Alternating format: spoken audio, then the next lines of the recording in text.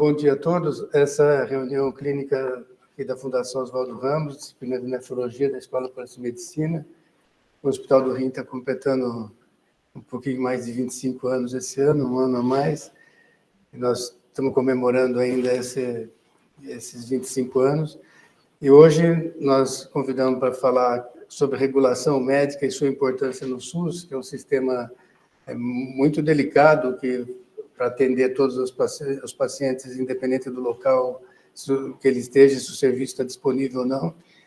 Quem organizou esse sistema no estado de São Paulo e que depois levou isso para o Brasil todo foi o Dr. Domingos Napoli, que tem uma história muito bonita nessa área e ele é vocacionado para isso. Eu tenho uma admiração muito grande por ele, porque ele pega o carro dele de manhã, vai conhecer todas as cidades do interior, conhecer as pessoas que ele tem que conversar pelo sistema CROSS, ou até como que ele faz para modular esse sistema.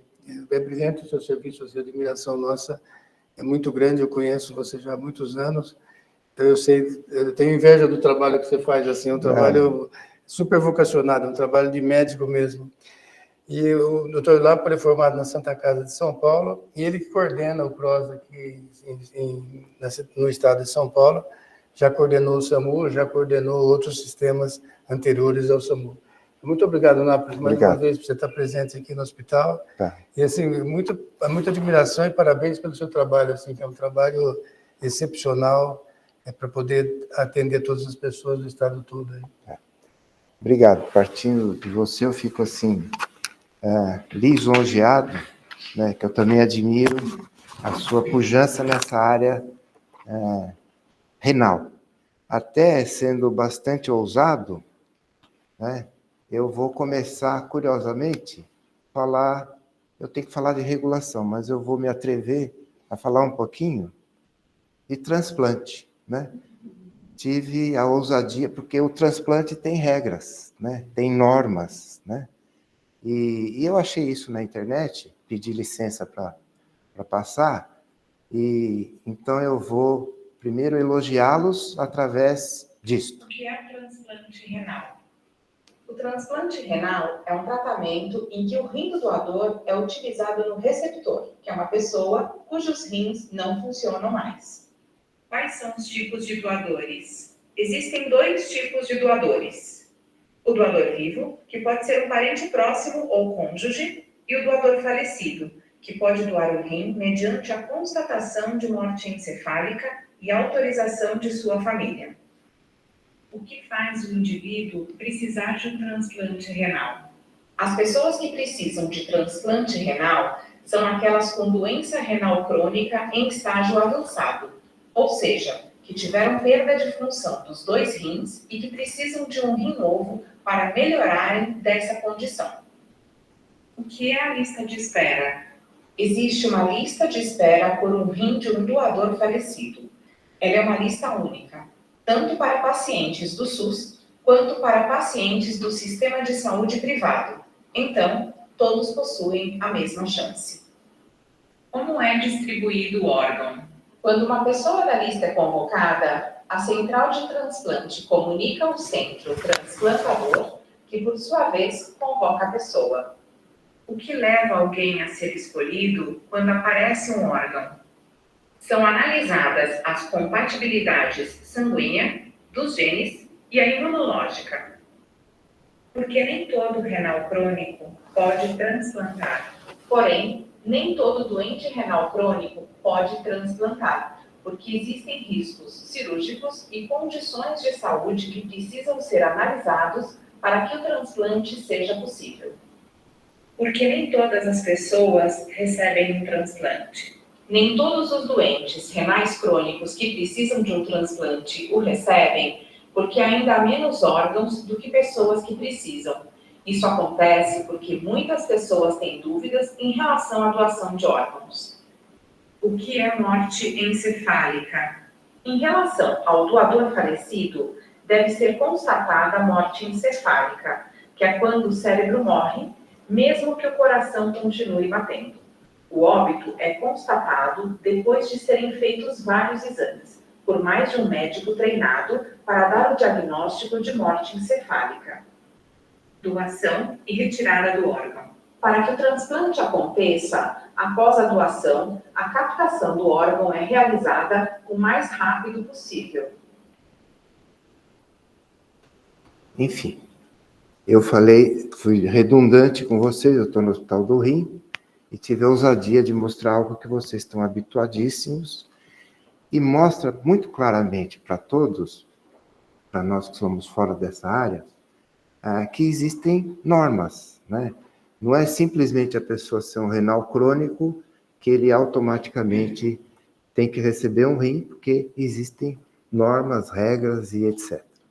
E há sempre uma que é muito, muito parecido com aquilo que a gente faz, menos, né, órgãos para mais candidatos. Muito parecido com aquilo que a gente mexe na área da regulação. Nós temos muito menos possibilidades de internações do que o número de pacientes que necessitam. Então, é necessário que alguém intermedie tudo isso. E aí surge o que a gente chama de regulação, né? O que é a regulação? Do latim é ordenar, é controlar, a regulação ela não é um termo específico da área médica, existe regulação da área econômica, regulação do sistema de águas de um município e assim por diante. Então, regular é ordenar e aplicar regras a um sistema, né? E no SUS, o que é isso? O processo de regulação no SUS, amplo e bem complexo, ele pressupõe a aplicação de instrumentos, regras, né? Controle e avaliação sobre todos os níveis de atenção. Tem pacientes no SUS que são bem simples e que precisam de uma atenção não urgente ambulatorial, e outros que são pacientes complexos em situação de urgência. Então, a regulação, ela vai ordenar tudo isso.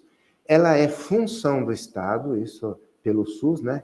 E ela é parte integrante das funções de gestão do sistema de saúde, seja na esfera federal, estadual e municipal. E a regulação do SUS surge como uma resposta ao avanço organizacional e conceitual dessas áreas e se estrutura em eixos bem fundamentados, né? Por exemplo, regulação assistencial, da assistência, é uma prerrogativa do gestor de saúde. E a regulação do acesso, que é outra coisa, é delegada pelo gestor ao regulador. Bom, a regulação, isso eu vou falar agora detalhadamente, bem rápido. Essa portaria, ela é importante, que ela vem em 2008, e onde a gente hoje está, surgiu em 2009, que é a CROSS, né? Então, assim que o Ministério lançou essa portaria, o governo do Estado foi se adaptar a esta política nacional, que é uma política para o Brasil inteiro, de regulação do SUS, compreendendo 3 dimensões. Regulação de sistema de saúde, o objeto é o sistema de saúde municipal, estadual e nacional. O sujeito são os respectivos gestores públicos. E o objetivo é definir, a partir dos princípios e diretrizes do SUS, macrodiretrizes para a regulação da atenção à saúde. É isso que faz a regulação de sistema. Temos o que a gente chama de regulação de atenção à saúde. O objetivo é adequar a adequada prestação dos serviços. Então, quem faz? As secretarias estaduais e municipais, que são realmente as prestadoras que estão em campo. O federal normatiza. Então, o objetivo é garantir, conforme pactuação, e é isso que a gente faz bastante, estabelecida com termos de compromisso de gestão e um pacto. Você tem um hospital aqui em tal local, você vai atender isto, e o SUS vai lhe remunerar dessa forma. Então, aí você está fazendo a regulação de atenção. E a regulação de acesso é o que praticamente uma central de regulação promove. É o acesso à assistência, desde que aquelas outras 2 estejam sendo administradas. Então, o objeto é acessar ao serviço de saúde e o sujeito são os seus respectivos gestores. O objetivo é organizar os fluxos assistenciais no âmbito do SUS. Isto é o que a gente faz no dia a dia, o acesso. Responsabilidades é importante. Da mesma forma que eu falei que tem normas, né, no transplante, aqui também. Apoiar a identificação dos usuários do SUS, manter atualizado um cadastramento no Sistema Nacional dos estabelecimentos e dos profissionais, elaborar e pactuar protocolos clínicos e de regulação de acesso, controlar referências a ser realizadas em outros estados, se for o caso. Tem estados no país que não têm determinados atendimentos. Acre, Rondônia, estados mais distantes, por exemplo, não tem atendimento renal, muitos vêm para cá, ou não tem atendimento cardiológico. Então, isso tem que ser regulado e colocado no local adequado, porque o SUS é nacional, né? Ele não é local. As responsabilidades da gestão é operar a central de regulação estadual, que é o nosso caso, para as referências, inclusive interestaduais, eventualmente, se isto precisar, no nosso caso de São Paulo, graças a Deus, é um estado que ele se autorregula. Nós não precisamos pedir nada para fora do estado.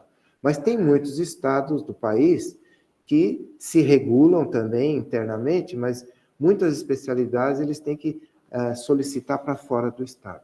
E isso a gente se articula entre estas centrais estaduais. Coordenar e apoiar a implementação da regulação da atenção às urgências, de acordo com a regionalização, porque a gente procura regionalizar, evitando que os pacientes, por exemplo, andem, caminhem 300, 400, 500 quilômetros em busca de um recurso que às vezes está muito próximo deles. Esta é a expertise da regulação.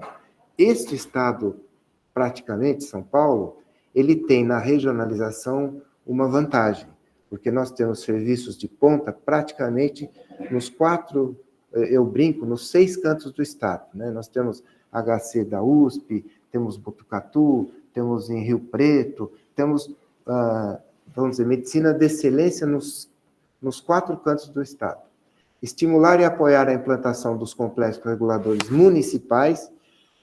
Nós somos o estado, mas cada município, e principalmente os municípios grandes, com mais de 200, 300 mil habitantes, costumam ter regulação municipal. É o caso, por exemplo, da cidade de São Paulo, com 12 milhões de habitantes, ela tem uma central de regulação dela, do município. Então, ela regula os seus munícipes. E a gente se interage, né? A central do estado com a do município.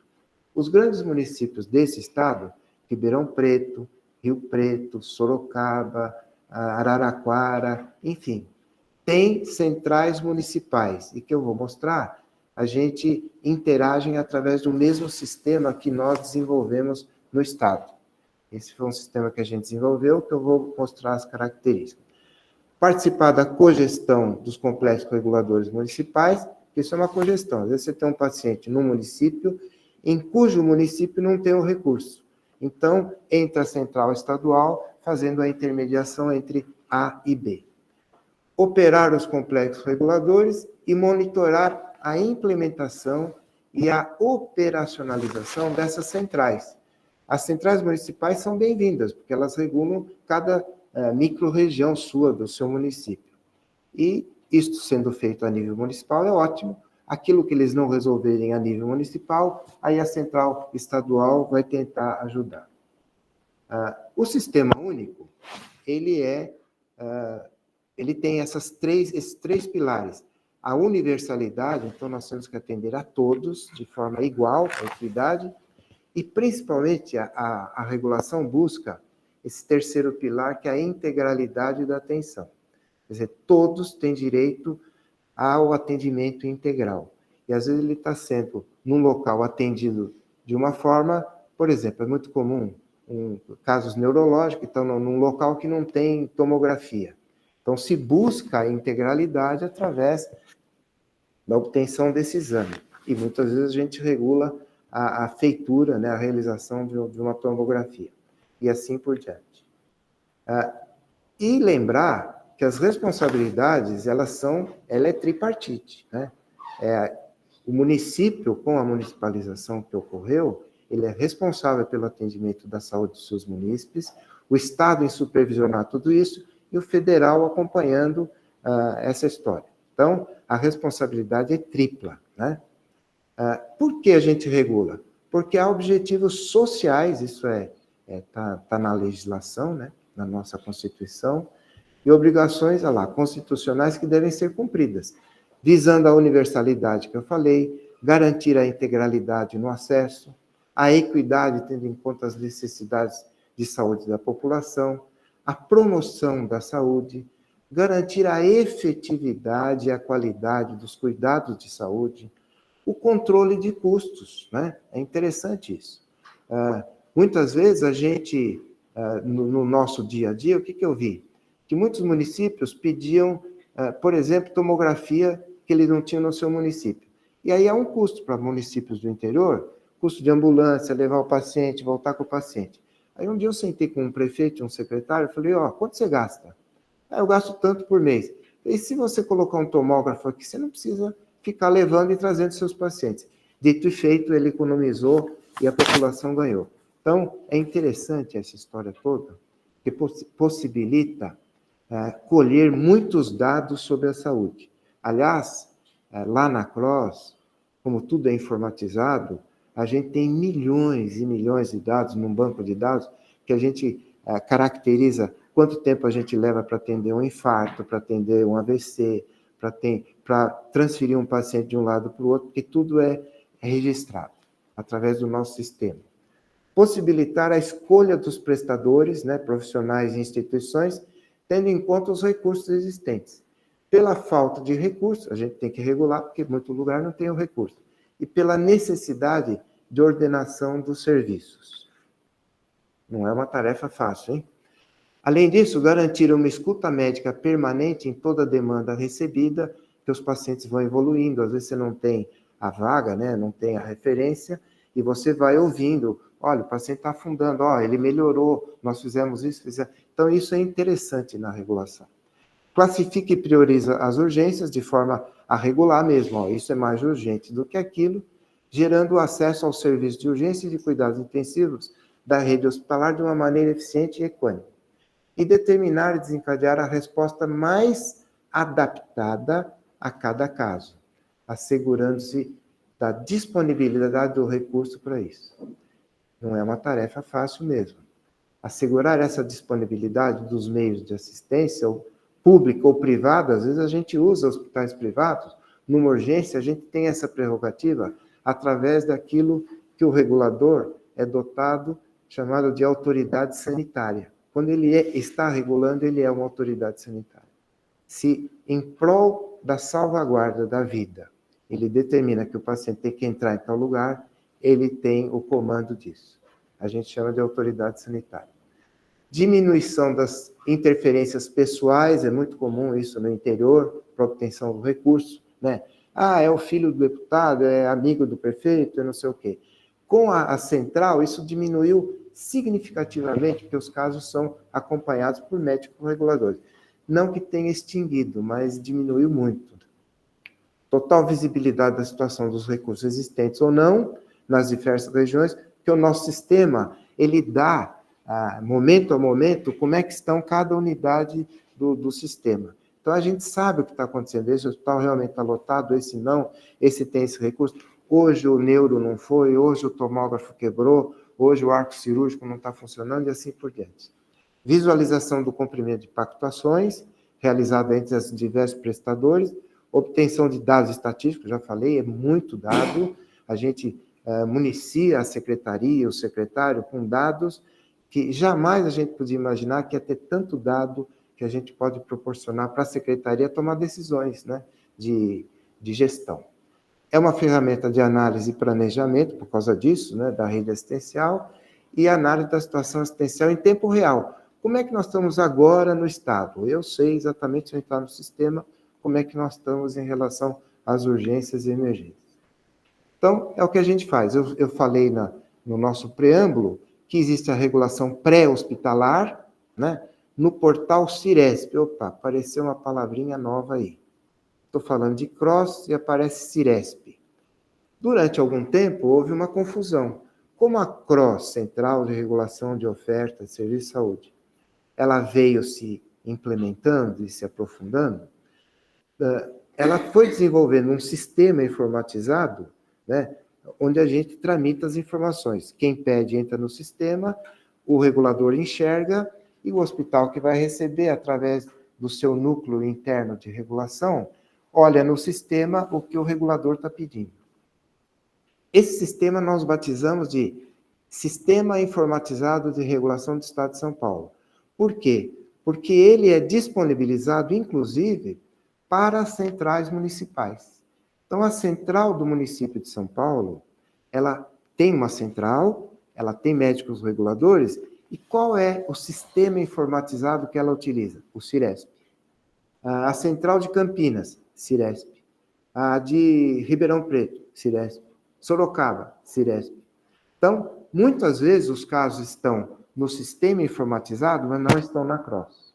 E antes havia essa confusão. O caso está na CROSS, mas estava sob a responsabilidade, por exemplo, de Ribeirão Preto, de Sorocaba ou de São Paulo. Então, nós batizamos o sistema informatizado de Portal Ciresp, que é usado no pré-hospitalar, a gente facilita para os pré-hospitalar do SAMU e do COBOM, que é os bombeiros, através do sistema informatizado, eles consultam e sabem se tem o recurso naquele hospital próximo de onde eles estão atendendo na rua. E tem a regulação de urgência, que eu salientei antes no preâmbulo, a regulação do portal Ciresp, que é a interhospitalar. O paciente já está numa unidade, normalmente ele está numa UPA ou numa Santa Casa de menor porte do interior, e que a gente tem que fazer a transferência para se atingir a integralidade da atenção. A regulação médica, através do Ministério, operacionaliza, que é operacionalizada pelas centrais, é um processo de trabalho no qual se garante a escuta permanente por meio do médico regulador. A legislação está aí, né? Existe uma legislação, normas, como eu falei das normas do rim, para transplante, existem normas de regulação. E a partir do momento que elas vão sendo implementadas, a gente vai divulgando.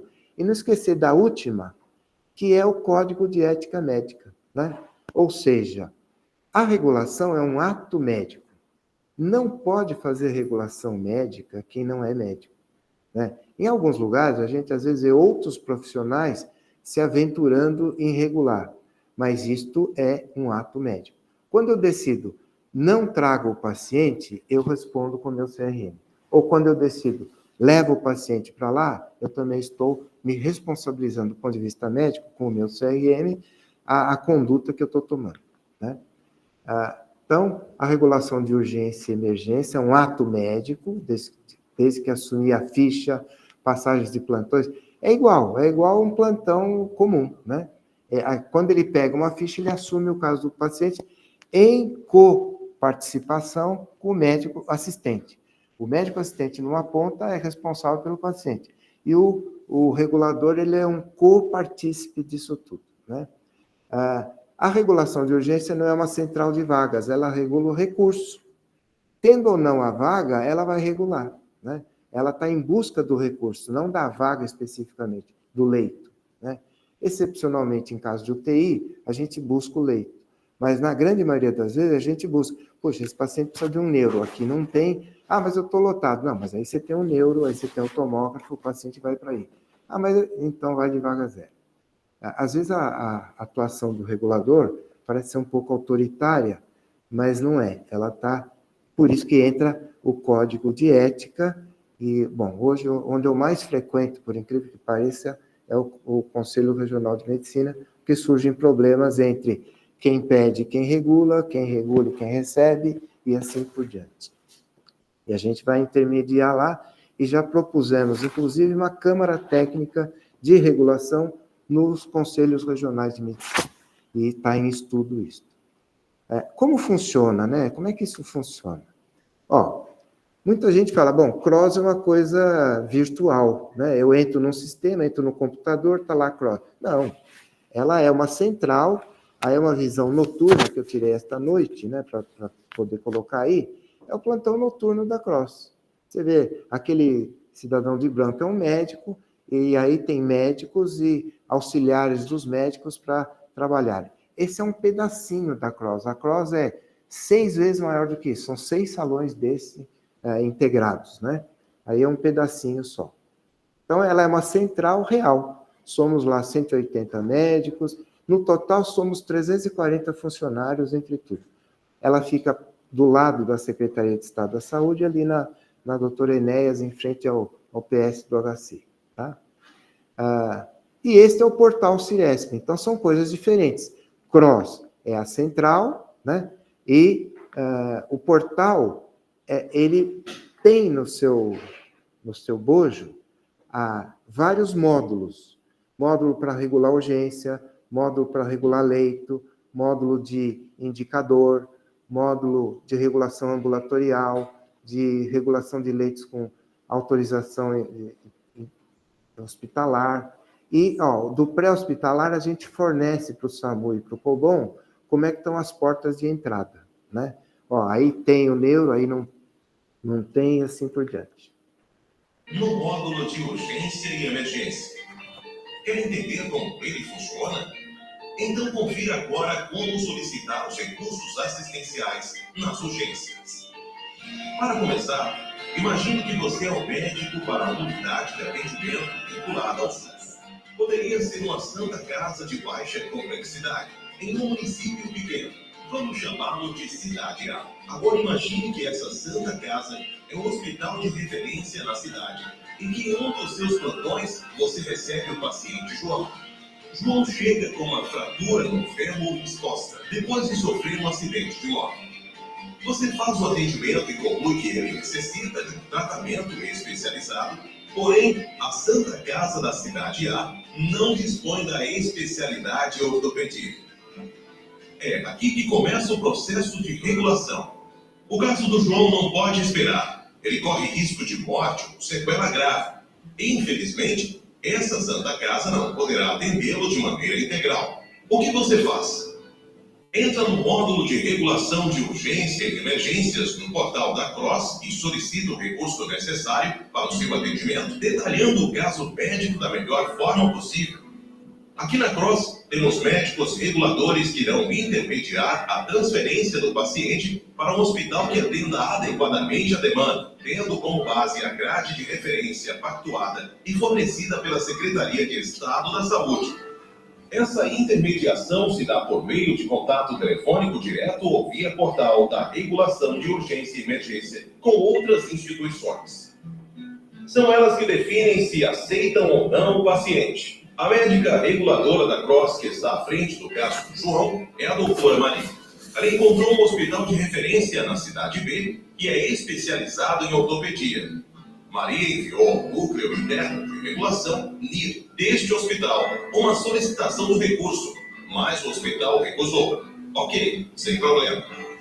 A doutora Maria segue buscando o recurso para o paciente. Boas notícias. Ela finalmente encontrou, na Cidade C, um outro hospital de maior porte e que, através de seu NIR, respondeu que poderia atendê-lo. Imediatamente a doutora comunica o aceite a você, médico da Santa Casa da Cidade A, e informa todas as condições para a transferência do paciente. Poderia ter acontecido que a doutora Maria não conseguiu recurso em nenhum hospital nas referências pactuadas. Nesses casos, a busca do recurso necessário em outros serviços de complexidade adequada continua, mesmo que fora da referência pactuada, até que se consiga a disponibilização do recurso assistencial necessário. Quando não é possível obter o recurso assistencial e a gravidade do caso exige uma posição imediata, o médico regulador pode determinar a chamada vaga zero.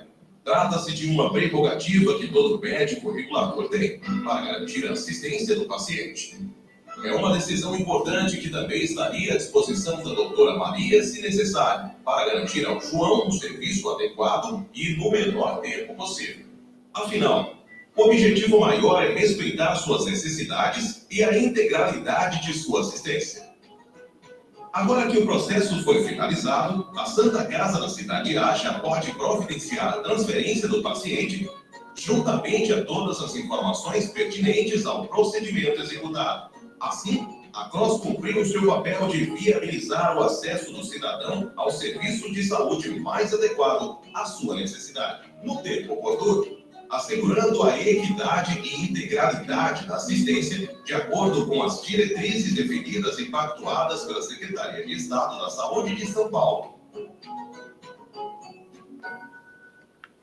Bom, acho que ficou claro, né, como é que isso se processa. Então, nós temos, no nosso sistema de saúde, bem rapidamente aqui, ó, o que a gente chama de ambulatorial e aquilo que é urgência. O ambulatorial, normalmente, as pessoas vão na atenção básica, nas unidades básicas de saúde, cujos médicos atendem, falam, olha, o senhor precisa de uma especialidade X, Y, Z. Então, através do portal, na aba, no modo ambulatorial, essas vagas, né, estas disponibilidades de atendimento, por exemplo, a gente aqui não regula. A UBS entra no portal, no sistema informatizado, no Ciresp, e vê lá, para minha região, eu preciso de um cardio. Então, tem lá a oferta, cardio tem no hospital tal. Eu preciso de um eletrocardiograma, tem em tal lugar. Então, ele vai acessando as ofertas que estão disponibilizadas no sistema, de forma que ele é atendido na parte especializada. Ou de um especialista, eu preciso de um neurologista, de um nefrologista, etc. Está na atenção especializada. Então, este é a ala ou o módulo ambulatorial da CROSS, que, a partir do momento em que ele atende e fala, eu preciso agora operar esse paciente de forma eletiva. Então, o ambulatorial acessa também os hospitais em que há a oferta eletiva para isso. O outro lado da história é o que nós estamos falando e que mais a gente se coloca no dia a dia, em relação às urgências e emergências, em que elas estão normalmente nas UPAs, nos prontos-socorros, né, distribuídos por aí, ou em hospitais de pequeno porte, e que através do portal do sistema Ciresp, eles entram na CROSS e a CROSS regula para atenção secundária, terciária ou universitária, né? O fluxo da urgência, ele é interessante, né? Então, aqui nós temos uma unidade que solicita. Bom, nós temos o que a gente chama de autorregulação regional. Muita gente sabe que, por exemplo, aqui nós temos a UPA, nós temos a UPA Vila Mariana. Quem é a referência da UPA Vila Mariana? Hospital São Paulo. Então, isto é dado no estado inteiro, né? No município X, a UPA tal tem como referência a Santa Casa Y. Então, não há necessidade de regular. Nós colocamos o sistema informatizado, tanto para quem pede, no caso a UPA Vila Mariana, vou dar um exemplo aqui que é bem prático, e colocamos no NIR aqui do Hospital São Paulo, lá do Dr. Orlando. Então, quando a UPA tem um caso, ela insere no sistema, envia, onde cai? Cai no NIR do Hospital São Paulo, que é a sua referência. Cai de forma direta, ou seja, a autorregulação regional funciona desta forma. Não precisa de um médico intermediador, né? Então, o NIR desse hospital, ele vai avaliar, fala, opa, esse caso é meu, é da minha região, e aí ele aceita e a ambulância leva o caso para ele, certo? Caso ele negue, fala, olha, eu hoje estou sem o neuro, sem o cardio, sem a possibilidade de aceitar, então aí sim, com a mesma ficha que está aberta, através do mesmo sistema Ciresp informatizado, isto vai, se houver na região, que é o caso aqui do município de São Paulo, há uma central de regulação municipal, né? Então, o caso automaticamente, quando o NIR desse hospital referência fala não posso aceitar, vai para a regulação imediata, que no caso é a municipal, se for aqui em São Paulo, Ribeirão Preto, Campinas, etc. Só que agora tem a figura de um médico ou da médica reguladora que está ali. E ela vai dizer, isso é não pertinente para regular na urgência. Não quer dizer que o caso não precisa de atenção. Ele é não pertinente para a urgência. Não é que ele não precise. Para que a gente regule, precisa estar em risco, etc, etc. Então, desiste que nós não vamos regular isso. Vai de outra forma. Ou o caso, e aí ela encerra a ficha, né? Ou o caso é pertinente, ela avalia, né, e vê quem é a referência. Entra em contato com o NIR da referência e o NIR vai dizer, olha, eu aceito o caso, pode mandar para cá e o caso vai.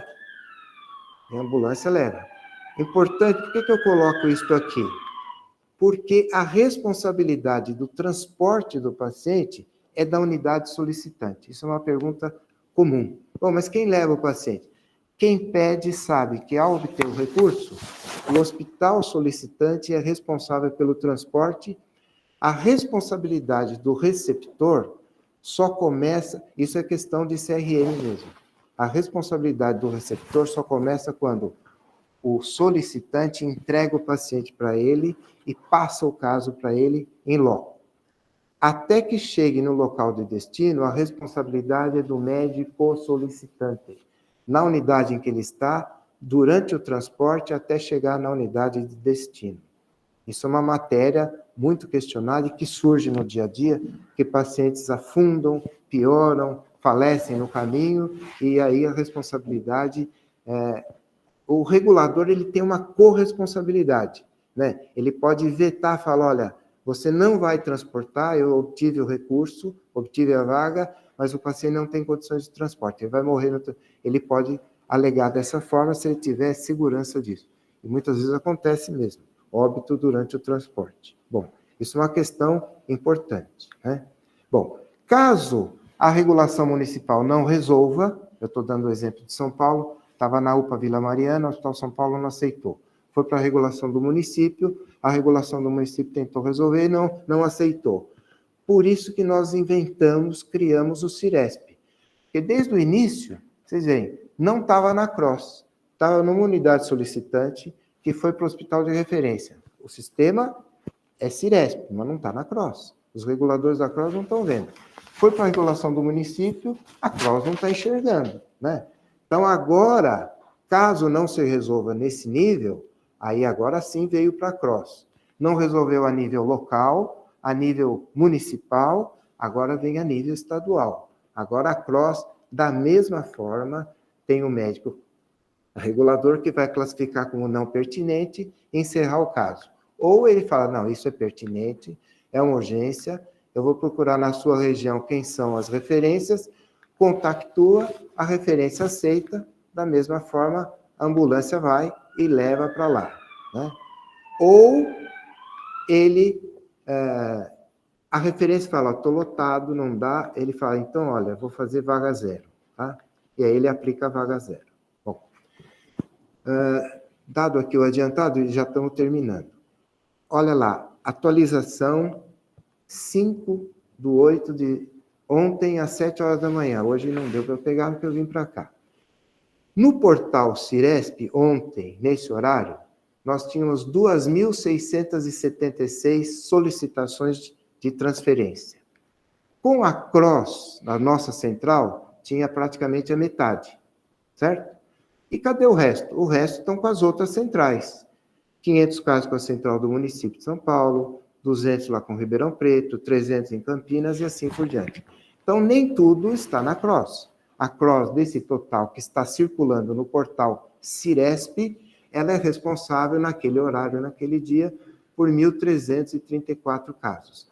E aqui, o tipo, né, de casos que a gente tem, tá? Então, isso a gente controla num painel que nos mostra, inclusive, minuto a minuto, aqui, ó, o mesmo número, 2.600, a CROSS tem 1.334, então o painel é da CROSS. Destes casos, 978 a gente classifica como urgência absoluta, é aquela que a gente tem que resolver já, né? E está aqui a prioridade 1, 2, 3, 4, vermelho, laranja, amarelo e verde, está na regulação absoluta. O 1 são os casos de urgência absoluta, que a gente nós nos propusemos a resolver em até 1 hora. Então, dos 20, 14 casos passaram de 1 hora na resolução. O nosso coordenador do horário vai lá nos médicos avaliar junto para agilizar o caso. Dos 499 casos laranja, 447 passaram das 6 horas que a gente se atribui para regular, né? Para regular esses casos em até 6 horas da hora que entrou na CROSS. Aqui em até 12 horas, aqui em mais de 24. Como é início de plantão, esses casos realmente ficam mais de 6 horas, porque durante a noite é mais difícil. Ali, às 7 horas, está entrando as novas equipes, dali 1 hora e meia, isso aqui muda tudo bem rápido, né? E aqui, o que mais a gente regula, ó, clínica médica, são os casos de clínica, né? AVCs, etc. Embora tenha ficha específica para cada um, né? Neurologia, cardiologia. Mas os casos mais comuns que a gente regula, isto, como nós estamos numa época acumulada aí de problemas respiratórios, é clínica médica mesmo. Mas o campeão da regulação é a ortopedia. Por isso que no nosso filminho a gente fez o exemplo com ortopedia. É o que mais ocorre para regular, são fraturas, são casos ortopédicos, né?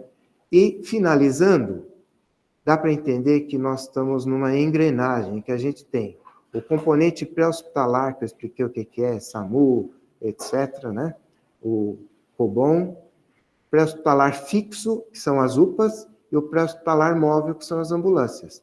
Então, UPA é um pré-hospitalar, não está no hospital, e é um pré-hospitalar fixo. Tem a regulação médica, que faz a intermediação com o componente hospitalar e com as referências. Se isto não for sincronizado, não funciona.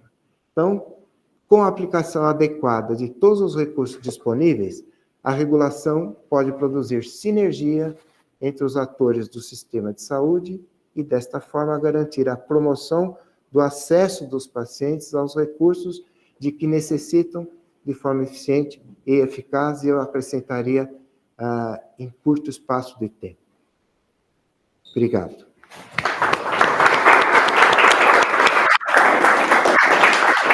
Obrigado.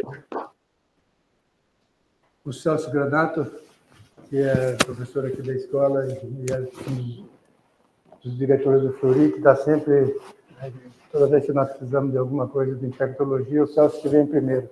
Já já ele vai ser chamado porque tem uma nova infecção aí. Celso. Muito obrigado, viu, Bora? Parabéns pela apresentação, super clara.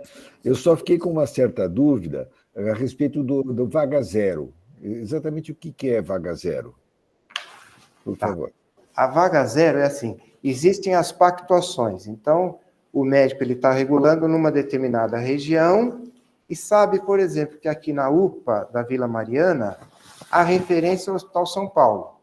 E o Hospital São Paulo disse, olha, não traga esse paciente para cá porque eu estou lotado, eu não tenho recurso para atender ele agora. Aí o regulador vai tentar em outras instituições. Então ele vai, por exemplo, mais distante para o Hospital das Clínicas, se o caso é desta complexidade. Vai para a Santa Casa, vai para outros hospitais do sistema de saúde, mais distantes. Quando não conseguem outros, fala, bom, a minha referência é o Hospital São Paulo, que apesar dele ter dito que não pode absorver porque está lotado, é o local mais próximo e esse paciente precisa ser atendido já.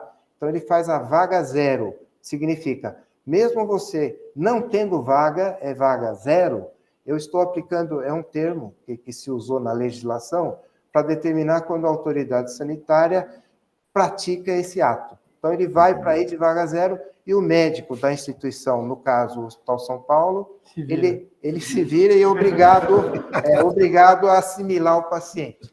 Isso é muito comum. Elas representam, professor, 8% do total das regulações. Tá? Excelente. Bastante. Aliás, é um índice para nós que a gente mostra para... A pergunta é ótima, né? Aliás, é o motivo de maior briga entre os médicos, é receber como vaga zero, né? Os médicos receptores. Mas é um índice que a gente usa na secretaria para saber se a região tem ou não serviços disponíveis. Tem região do estado, viu, doutor, que a gente tem 30% de vaga zero. É a região do nosso colega aqui. Então, isso mostra que aquela região disponibiliza pouco recurso para a atenção dos pacientes. Excelente. Muito obrigado. Eu fui para conhecer o sistema de Cuba faz uns 10 ou 12 anos e lá tem o sistema de atendimento primário mais estruturado. Excelente. E o médico, quando o paciente dele é internado, ele acompanha o paciente dele. Isso. No tempo, quando eu fui lá, eu não vi se isso era feito de maneira informatizada ou não, mas possivelmente não. E até tudo mais perto, dá para ir andando. Isso.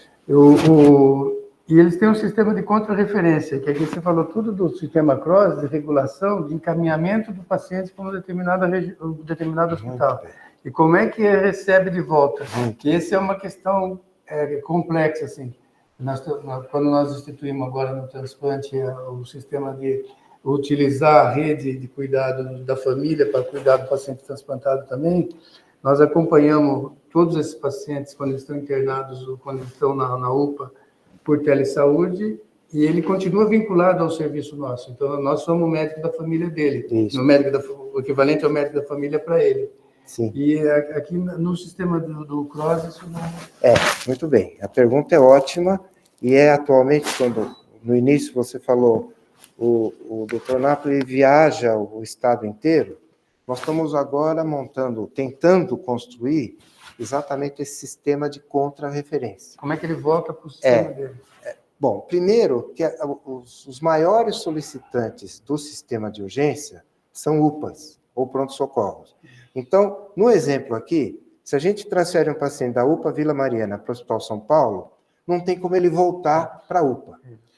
Em cidades do interior, quando eles estão numa Santa Casa de pequeno ou médio porte, muitas vezes isso é possível. Ele vai para o hospital maior, é atendido e volta para aquele hospital de pequeno e médio porte. Então, é possível. Mas, como a grande maioria é UPA, então nós estamos criando agora, e esse é o motivo atual das minhas viagens, é criar um sistema de contra-referência, né? Ver os hospitais de pequeno e médio porte que podem absorver, por exemplo, o paciente infartou, ou o paciente teve uma pneumonia, está lá tomando antibiótico, teve um problema respiratório, foi para a UTI, e agora ele precisa complementar o tratamento, mas não precisa ficar naquele hospital de referência. Então, a gente então nós estamos criando, a pergunta é excelente, né? É o momento nosso atual, é criar um sistema de contra-referência no estado inteiro.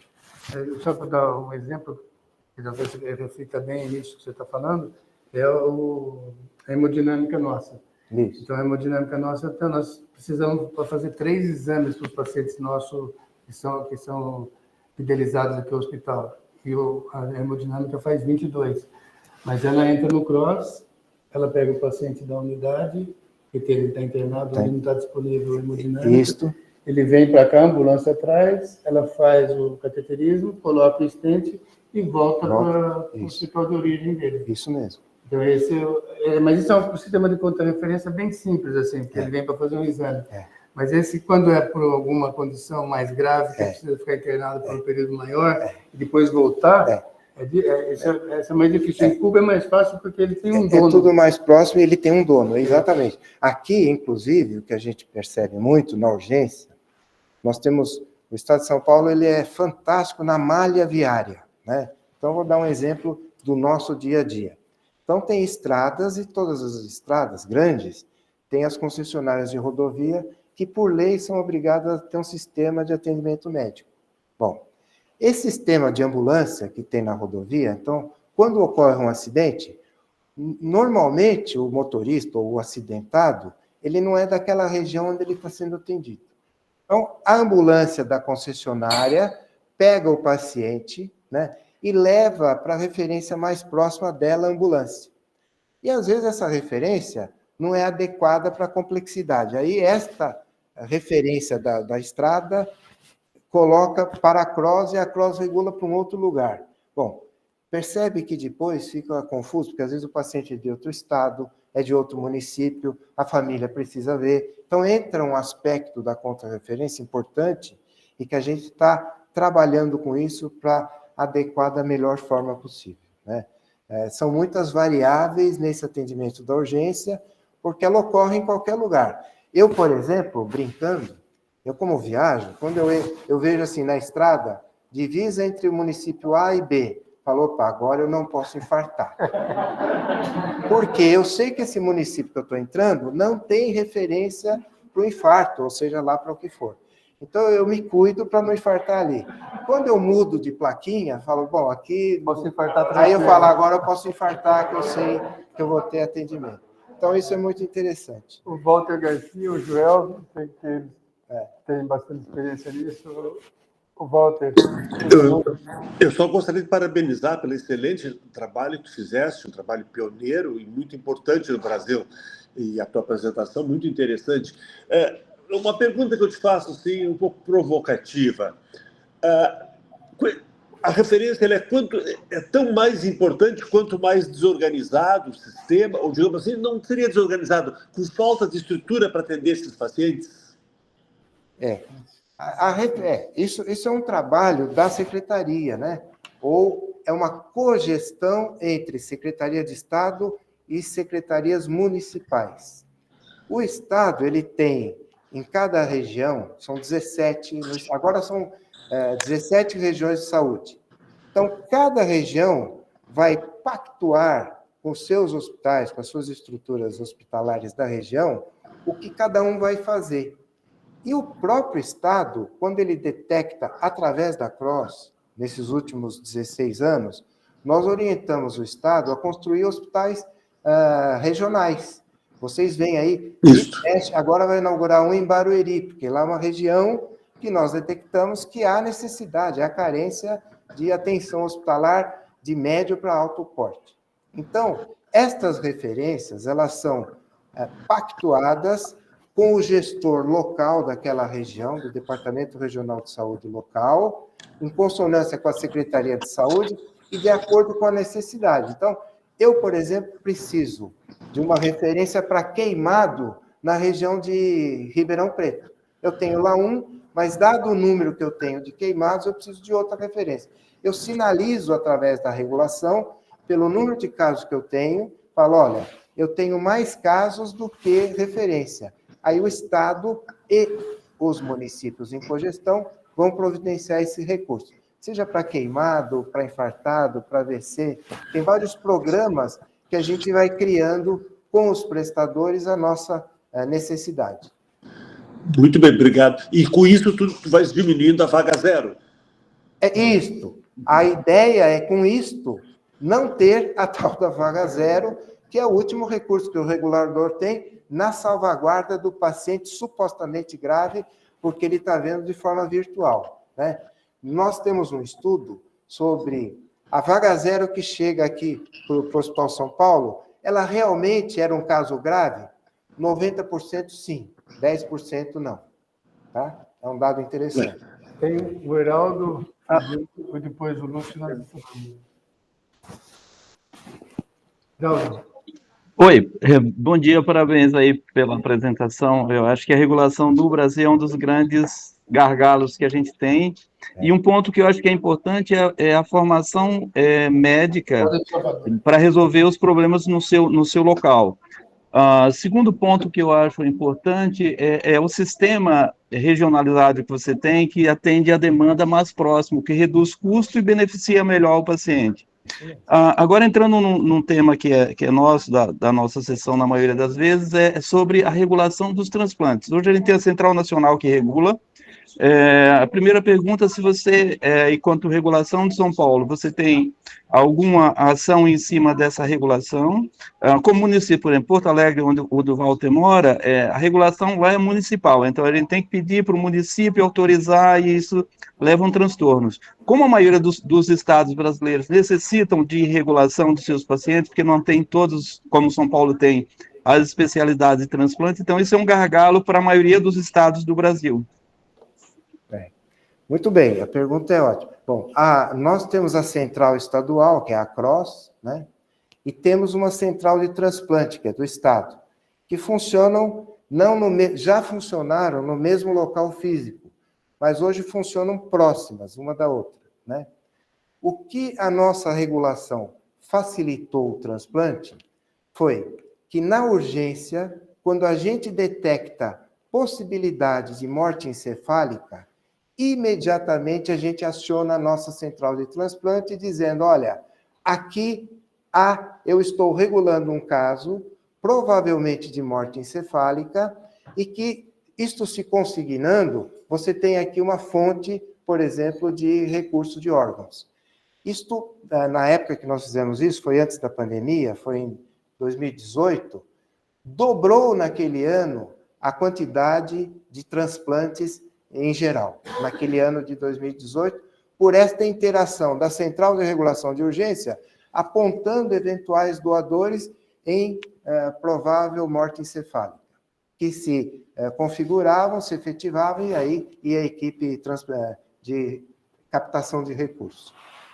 Mas isso é o estado de São Paulo. A grande maioria realmente carece, né, de, vamos dizer, unidades transplantadoras como nós temos aqui em todos os setores, unidades de excelência de transplante. Isso facilita bastante para nós. Lúcio. Obrigado pela apresentação muito esclarecedora. Assim, é claro, o que eu vou perguntar talvez não se aplique assim às questões de emergência e urgências absolutas, mas eu entendo o papel da regionalização, que é super importante, das referências pactuadas, mas em algum momento a gente vai conseguir conciliar isso com a vontade do paciente, levar em consideração a análise de indicadores do aparelho de saúde, dizer, não, eu prefiro ir para A e não para o B? Quer dizer, no momento, isto não é possível, né?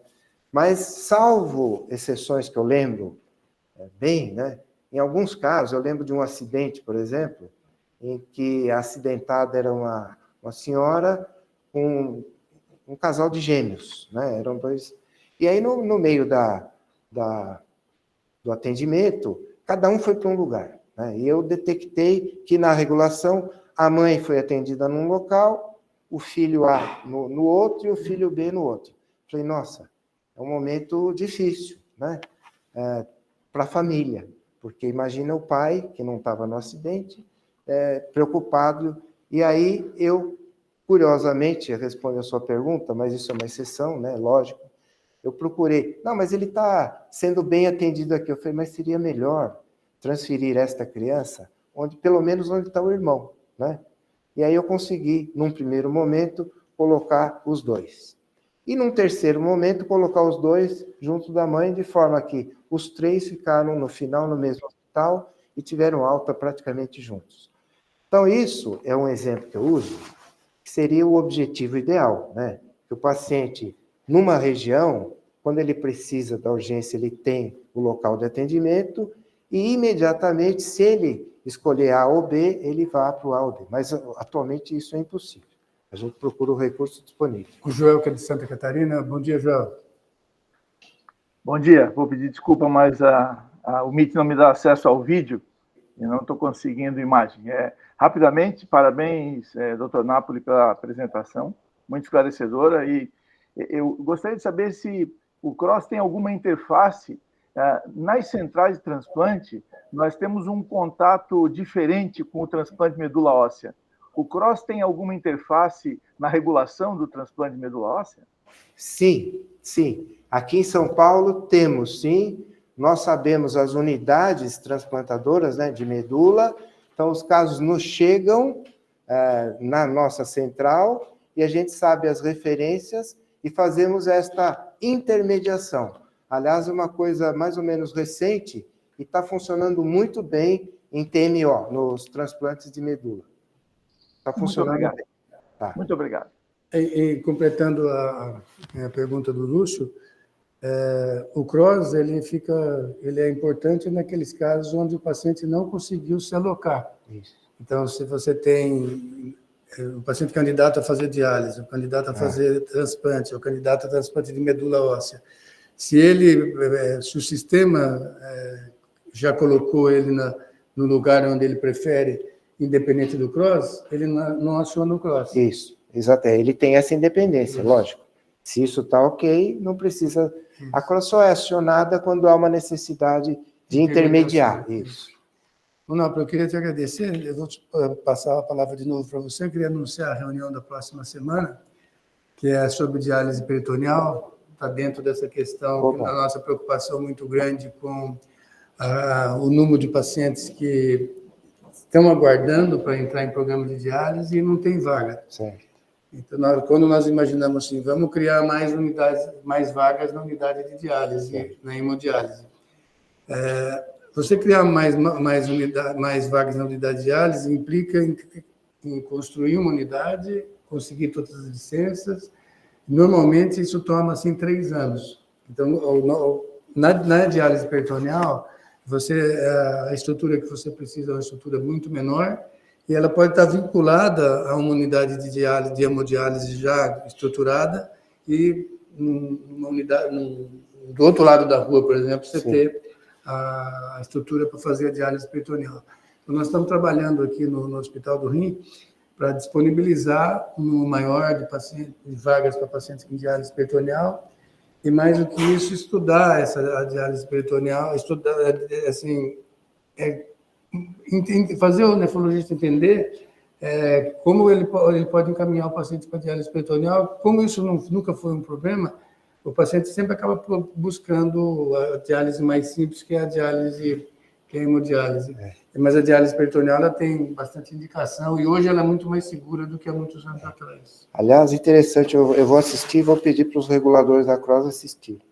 Porque muitas vezes a gente tem pacientes que necessitam de diálise, né? E o recurso que pede é hemodiálise, e muitas vezes os reguladores que entendem do assunto falam, não, olha, enquanto não consigo, você vai fazendo, você tem possibilidade de fazer isso aí de forma peritoneal? Sim. Isso. Então eles ficam em diálise peritoneal até que se obtenha a vaga. Ou então que fica em diálise peritoneal para sempre, assim, Isso. até esgotar o tratamento dele. Eu vou Então, assistir. e isso hoje deixou de ser uma opção que é oferecida para o paciente. Então, a ideia nossa é trabalhar para que essa opção seja oferecida e, com isso, nós podemos acomodar esses pacientes que estão na lista de espera para hemodiálise. Essa que é a ideia. Muito bom. Então, eu queria, mais uma vez, agradecer e manifestar mais uma vez a admiração pelo teu trabalho aqui nesse sistema de regulação. Como o Walter Garcia fez uma pergunta interessante, esse sistema de regulação é mais difícil no lugar onde está um caos ou no lugar que está mais estruturado? Onde que ele traz mais benefício? É interessante a pergunta que ele fez, que você respondeu. Quero te agradecer e passar a palavra para você. Bom, primeiro agradecer o convite. Eu sempre que posso falar de regulação, eu me disponho sempre, porque é importante no meio médico a gente interagir e saber, porque nem sempre os recursos estão à nossa mão, e saber que eventualmente existe, né, alguém preocupado com isso e que pode auxiliar na transferência de pacientes de forma, quando isso é necessário. Agradecer bastante o convite. Eu com o Medina somos assim, a gente conversa bastante, né, a gente troca ideias, e agradecer, e estou sempre à disposição para aquilo que for necessário, né, enquanto eu tiver saúde, e que, se Deus quiser, nos próximos 50 anos eu terei saúde.